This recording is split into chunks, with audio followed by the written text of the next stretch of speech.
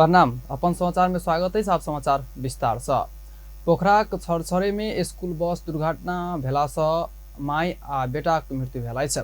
सोमदिन भिनसर पोखरा महानगरपालिका वार्ड नंबर 21 छरछरे में ग 6219 नंबरक बस दुर्घटना में भेल छै। पोखरा वार्ड नंबर 17 बिरौटा स्थित एलपी देवकोटा मेमोरियल स्कूलक बस विद्यार्थी ल क जाइत काल दुर्घटना में पड़ल प्रहरी जनाउने छै। दुर्घटना में विद्यालय की कार्यालय सहयोगी 35 वर्षक आरती विक आ हुनकर बेटा 6 वर्षक प्रिंस के मृत्यु भेल छै। यूकेजी में अध्ययनरत प्रिंसक गंडकी मेमोरियल मेडिकल कॉलेज में उपचार इलाजक क्रम में मृत्यु भेल छै। यी दुर्घटना में 28 गोटे घायल भेल छै। बस में चालक आ 28 गोटे विद्यार्थी आ 1 गोटे कर्मचारी सवार छल। बस 50 मीटर नीचा खसल प्रहरी जनाउने छै। घायल मध्य 13 गोटे के गंडकी मेडिकल कॉलेज, 12 गोटे का पोखरा स्वास्थ्य विज्ञान प्रतिष्ठान आ 3 गोटे मणिपाल शिक्षण अस्पताल में इलाज भ रहल छै। राष्ट्रिय स्वतंत्र पार्टी सभापति रवि लामिछाने भ्रष्टाचारक प्रकरण सब खोल आ जस अपना के नहीं चाहल बतौलनि छै। ओ नेपाली कांग्रेसक महामंत्री विश्वप्रकाश शर्मा प्रति लक्षित करैत फाइल सब सेहो अपने खोला आ भ्रष्टाचार से अपने कहने कहत स्वीकार्य कर आग्रह कैलन। ओ 30 वर्ष में भेल भ्रष्टाचारक कांड सब अपना पुनः खोलवाक काम मात्र कहने बतौलन।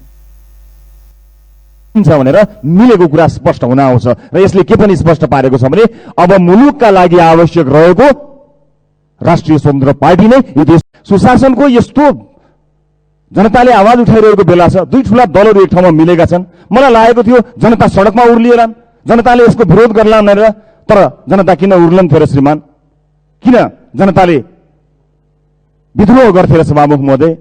जनतालाई त बरु यिनीहरूको बारेमा या विद्रोह गर्नुभन्दा राजनीतिक टिप्पणी गर्नुभन्दा खुरुखुरु पासपोर्ट बनाएर विदेश जान पाए सजिलो हुन्थ्यो भन्ने बाटो रोज्न बाध्य भए। ओ जिंदा रहल फाइल सबके गाड़बाक प्रयास अखन के सरकार केने आरोप लगौलन। सभापति लामिछाने अपना सरकार में कोनो किसिमक पूर्वाग्रही रही का काम नहीं केने जिक्र कैलन। सत्तारूढ़ नेपाली कांग्रेसक सांसद उदय शमशेर जबरा नेपाली नागरिक उड्डयन प्राधिकरणक महानिर्देशक इंजीनियर प्रदीप अधिकारी के तत्काल निलंबन कर सरकार से मांग कैने छै। प्राविधिक कारण हवाई दुर्घटना भ रहल कहित सरकार जिम्मेवारी निकाय आ व्यक्तिक रूप में वैक नेतृत्व के निलंबन क सूर्य एयरलाइंसक विमान दुर्घटना बारे छानबीन कार्य के तीव्रता देव प्रभाक बतौलन। सोम दिन प्रतिनिधि सभाक बैठक में विशेष समय लक बजैत सांसद जबरा प्राधिकरणक हवाई सेवा सुरक्षा लेल कोनो प्राथमिकता नहीं देने जिक्र सेहो कैलन। विमानक मरम्मत संभारक लेल बजेटक कमी भेला सेहो विमान सब दुर्घटना होब गेल सांसद जबरा के कथन छल। बन्छ त्यो रिपोर्टहरुमा कि पाइलटलाई दोष छ कि प्लेनलाई दोष छ कि मेन्टेनेन्सलाई दोष छ कि टेक्निकल प्रब्लम भनिन्छ। प्राधिकरणले कहिले दोष लिनु पर्दैन, प्राधिकरणले कहिले जिम्मेवारी लिनु पर्दैन। अहिलेको हालको प्राधिकरणका डीजी फेब्रुअरी 2022 मा नियुक्ति हुनुभयो। उहाँले लगभग 2.5 महिना प्राधिकरणको जिम्मेवारी लिनु भएको छ र त्यो समयमा मृत्यु भएको छ। यो उहाँ अन्तर्गतको अरु देशमा यो किसिमको घटना भए के हुन्थ्यो?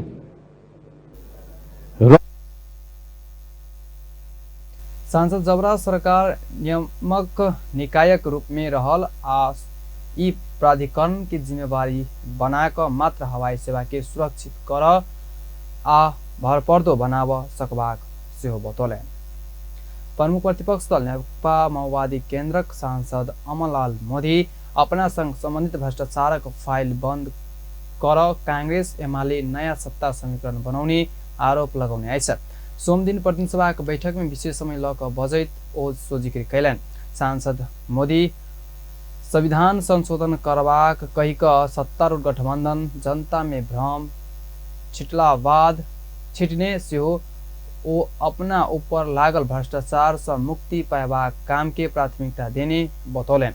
ओ गृहबंधु टी एस्टेट आ भूटानी शरणार्थी प्रकरण छानबीनक काम के वर्तमान सरकार निरंतरता देत कि नहीं देत कई का प्रश्न समेत कैलन।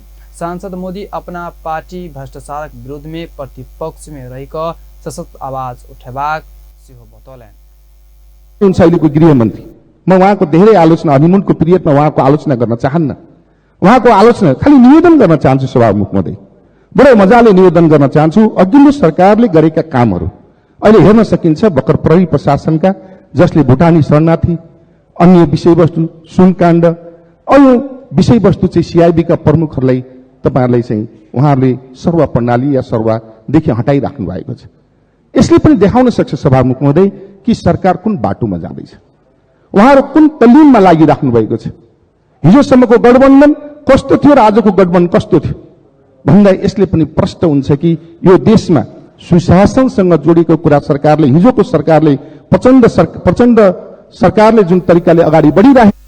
सांसद मोदी सुशासनक पक्ष में दृढ़तापूर्वक काम कैने प्रचण्ड नेतृत्व सरकार के हटाकर काम कैने कहित कांग्रेस एमाले प्रति आक्रोश सेहो व्यक्त कैलन। सहकारी संस्था बचत रकम दुरुपयोग संबंध में गठित संसदीय छानबीन विशेष समिति सहकारी रकम हिनामिना आ अपचल में संलग्न भेल विदेश फरार रहल सबके स्वदेश घुरबाक गृहमंत्री के निर्देशन देने छ। सोमदिन बैठल समिति का बैठक गृहमंत्री रमेश लेखक तथा गृह सचिव एक नारायण आर्याल संग छलफल केला बाद देश बाहर गेल 18 गोटे सहकारी ठगी में संलग्न भेल विदेश में रहल कि स्वदेश लाभ व्यवस्था कर निर्देशन देना छ। बैठक बाद संचारकर्मी संघ जानकारी दैत समिति सभापति सूर्य बहादुर थापा क्षेत्रीय सहकारी रकम अपचल में रहल 18 गोटे के खोज स्वदेश घुमाव आ छानबीन प्रक्रिया में सहयोग कर गृहमंत्री के निर्देशन देने से बतौलें। वो विदेश भागल व्यक्ति के संलग्न रहल सहकारी सबक अनुसंधान अनुसूची 1 आ 2 में छानबीनक दायरा में रहल से विदेश में रहल सरकार तत्काल छानबीनक दायरा में लाभ निर्देशन देने बतौलें। ओ बचतकर्ता सबक बचत दुरुपयोग कैने बचत फिर्ताक संदर्भ में समिति सोधपूछ कर आवश्यक रहल बतौलें। ओ विदेश में रहल 18 गोटे के शिव समिति छानबीनक दायरा में आना जरूरी रहल बतौलें।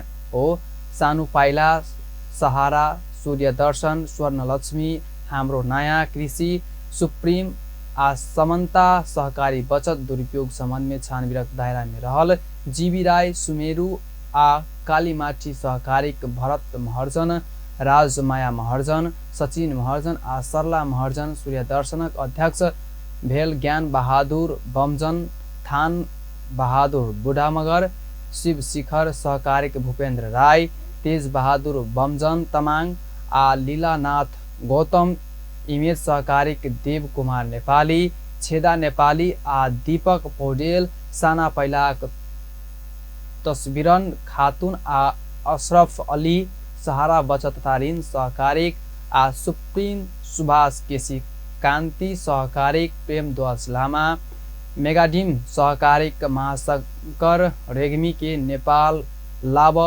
गृहमंत्री की आग्रह कैने से बतौलें। वो 18 गोटे अमेरिका, बेलायत, मलेशिया, यूरोप लगायतक भारत आ रक्तिम अज्ञात रहल बचतकर्ता सबक गुनासो रहल बतौलें।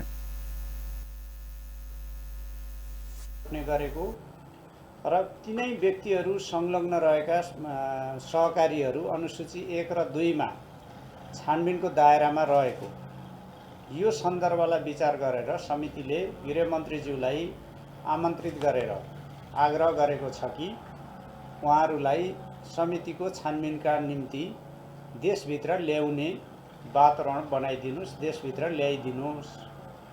उहाँहरूलाई ल्याइसकेपछि सोधपुछ गर्न जरुरी भयो। बचतकर्ताहरूको बचत दुरुपयोग सम्बन्धमा उहाँहरूले बचत फिर्ताको सन्दर्भ ओ सहकारी ठगी कैनी आरोप में विराटनगर कारागार आ थुना में रहल किछ व्यक्ति का हक में सोधपूछ कर बतौलें। ओ सोधपूछक लेल जनशक्ति आ समयक प्रबंधन कर गृह मंत्रालय के निर्देशन देने से बतौलें। ओ समिति कारागार आ थुना में रहल 24 गोटे शोध खोज कर प्रभाग देखल गेल कहैत शोधपूछ करबाक सबक नाम गृह मंत्री के देने से बतौले। ओ बैठक में गुण कोऑपरेटिव संचालक राजेंद्र साक्या बचतकर्ता रकम फिर्ता केने जानकारी देने से सभापति थापा जानकारी दिले। संचार तथा सूचना प्रविधि मंत्री पृथ्वी सुब्बा गुरुङ सरकार प्रेस स्वतंत्रता के नियंत्रण कर पक्ष में नहीं रहल बतौलन छ। सोमदिन बैसल विधायन व्यवस्थापन समिति का बैठक में बजैत ओहेना बतौलन छ। ओ प्रेस स्वतंत्रता ऊपर कठोर बन पक्ष में सरकार नहीं रहल कहित सरकार नियमन मात्र कर खोजने बतौले। ओ प्रेसक नियमन से मंत्रालय के निकाय से नहीं भक स्वायत्त छुट्टे निकाय बराबर प्रभाग बतौले। ओ नियमन स्वयं नियमन संवर्धन प्रवर्धन स्वयं सत्ता निकाय से होब जका व्यवस्था मिलाव से बतौले। हाम्रो नियतमा चाहिँ केही चाहिँ प्रश्न उठाउनु होला तपाईँले उठाउनु पर्छ किनकि उठाउनु हो भने अन्य हुन्छ। हामी सबै प्रतिबद्ध जाहेर गरेर आएको तर त्यो प्रेसलाई चाहिँ थोरै अनुगमन नियमन गरौँ न। भद्रगाउँ छ यहाँ चाहिँ तपाईँको त्यो अनलाइन चाहिँ कन्ट्रोलमा छैन कहाँ छैन के ठुलो चाहिँ मन्त्री भइरहेको छ मर्यादा चलिरहेको छैन त्यसलाई नियम गरौँ। त्यो नियमन पनि मन्त्रालयले नगर्ने मन्त्रालयको विभागले नगर्ने एउटा अलग्गै एउटा चाहिँ स्वायत्त संस्था खोलेर त्यसैले गरोस् न त। नियमन त्यसैले गरोस् सो नियमन त्यसैले गरोस् संवर्धन प्रवर्धन के गर्नुपर्छ मैले त के गर्छु त्यसैले गरोस् भनेर चाहिँ हामीले एउटा इन्डिपेन्डेन्ट चाहिँ इन्स्टिट्युसन बनाउनु खोजेको। हाम्रो चाहिँ हामीसँग भएको नीति अधिकारलाई हामीले उनीहरू त्यत्र चाहिँ खालेर यो चाहिँ यो मिडिया काउन्सिल अझ व्यवस्थित बनाउन खोज्ने कुरा नै के चाहिँ के कुरो चाहिँ तपाईँको एउटा सन्देश हो भने सरकार वर्तमान सरकार नियन्त्रण लोकतन्त्र नियन्त्रित प्रेस स्वतंत्रता पक्ष में नहीं रहल से स्पष्ट कैलन। व्यस्त अखनले लेतबे पल पल खबर तेज नजर देखैत रहब अपन टेलिभिजन। प्रणाम।